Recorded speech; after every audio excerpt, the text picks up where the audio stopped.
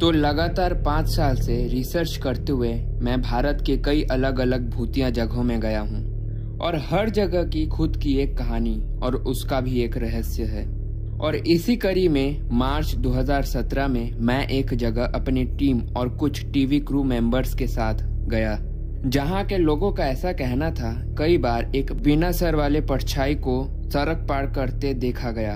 और इसी बीच उसी में से एक आदमी ने मुझसे कहा कि वह कोई साधारण भूत नहीं साहब, बल्कि एक शैतान है। मैं इससे पहले भी कई बार ऐसे दावे सुन चुका था, पर बाद में हमें कुछ नहीं मिलता। पर पता नहीं क्यों इस बार मुझे ऐसा लग रहा था कि शायद कुछ देखने को मिल जाए। खैर जो भी हो, अब बारी थी हमारे इन्वेस्टिगेशन की, जिसके लिए हमें सबूत जुटाने थे। तो इसीलिए हमने भी उस जगह के आसपास जहां लोगों के अनुसार वह शैतान रहता था, वहां हमने अपने डिवाइस और इक्विपमेंट्स को लगाया।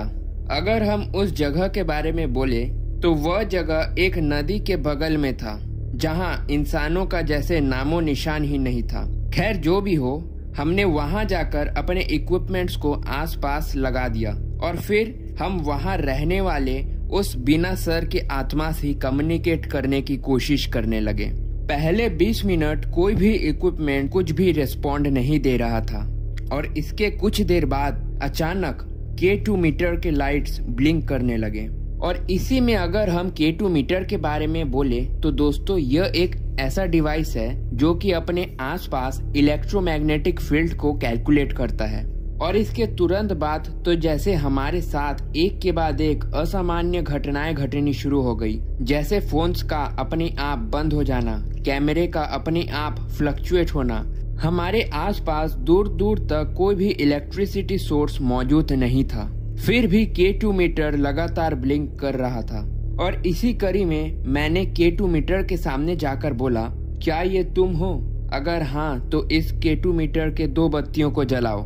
घबराओ मत, हम तुम्हें कोई भी नुकसान पहुंचाने नहीं आए हैं। और इसी बीच K2 मीटर की 2 बत्तियां जली और इसी में मैं बोला, क्या हम आगे भी ऐसे ही बात कर सकते हैं? अगर हाँ तो इस K2 मीटर की 5 बत्तियों को जलाओ। और इसके तुरंत बाद 5 बत्तियां अपने आप जल गई। मैं इन सब से काफ़ी खुश था क्योंकि इतने दिनों बाद मुझे एक प्रॉपर कनेक्शन मिला।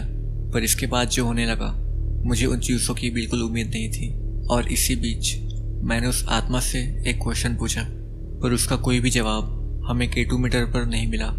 माहौल एकदम शांत था, जैसे कोई बड़ा तूफान आने के पहले होता है। और इसी बीच पता नहीं कैसे पर अचानक से बारिश शुरू हो गई। पर कैसे? आसमान तो एकदम साफ था। खैर जो भी हो, बारिश ज़्यादा देर नहीं हुई और कुछ देर में रुक गई। और इसके बाद हम फिर से उस जगह गए। इस बार हमने एक प्लान बनाया। दरअसल हम अब 2 टीमें बढ़ गए और अब हम अलग अलग डायरेक्शंस में इन्वेस्टिगेट करने लगे। और इसी बीच हमारा एक क्रू मेंबर जोर से चिल्लाता है। मैं तुरंत दौड़ते हुए उसकी ओर जाता हूँ। मुझे यह लगा कि वह शायद कोई मुसीबत में होगा।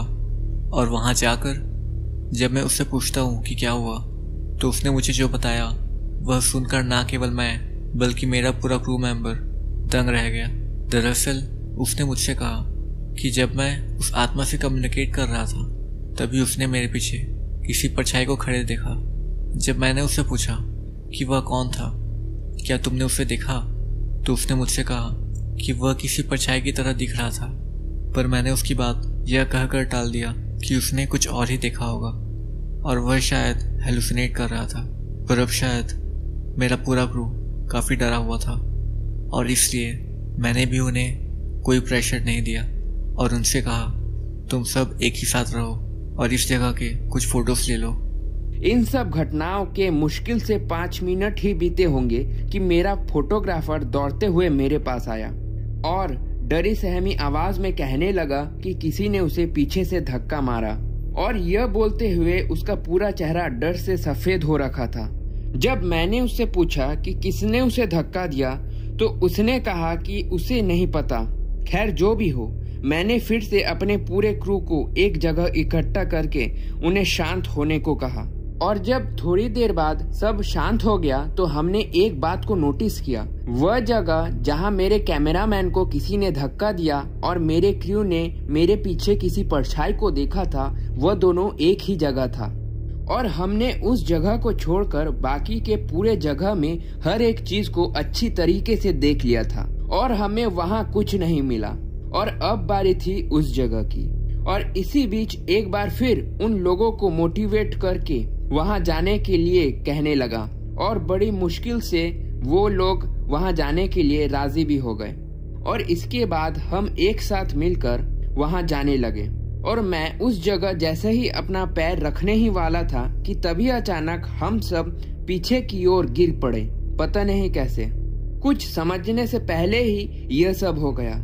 यह सब होने के बाद मैंने फिर से उस आत्मा से बोला, आप जो कोई भी हो, अगर आप हमें डराना चाहते हैं और यह सोच रहे हैं कि हम डर गए तो ये बिल्कुल गलत है। हम बिल्कुल नहीं डरे, बल्कि हम यही हैं। और इसके बाद जैसे ही हम फिर से उस जगह पर जाने लगे कि तभी हमारे सामने कहीं से एक वुडू डॉल आ गया और उसी स्पॉट पर गिर गया।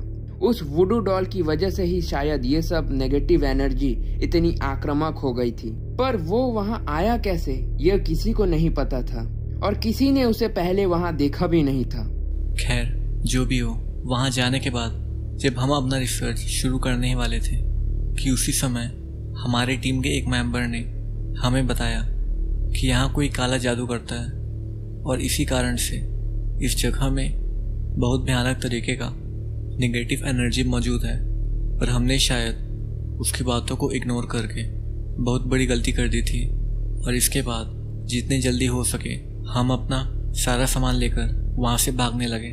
तभी कहीं से हमारे ऊपर पत्थर पड़ने लगे और वह पत्थर किसी इंसान द्वारा नहीं फेंका जा रहा था, क्योंकि वह पत्थर हमारे ऊपर ऐसे गिर रहे थे जैसे कि आसमान से बरसात होती है।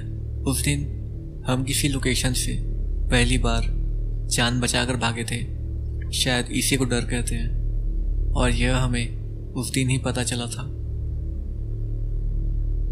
तो दोस्तों, कैसी लगी आपको एक रियल पैरानॉर्मल एक्सपर्ट की आप बीती?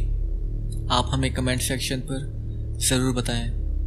तो दोस्तों, यह रियल पैरानॉर्मल इंसिडेंट आज से 6 साल पहले क्वारा पर सरबजीत मोहंती द्वारा शेयर किया गया था, जो कि चेयरमैन एंड प्रेसिडेंट है psychology and investigation research society of India के। तो दोस्तों, अगर आपको ऐसी ही रियल पैरानॉर्मल स्टोरीज आगे भी सुननी है तो आप हमारे चैनल को सब्सक्राइब ज़रूर करें।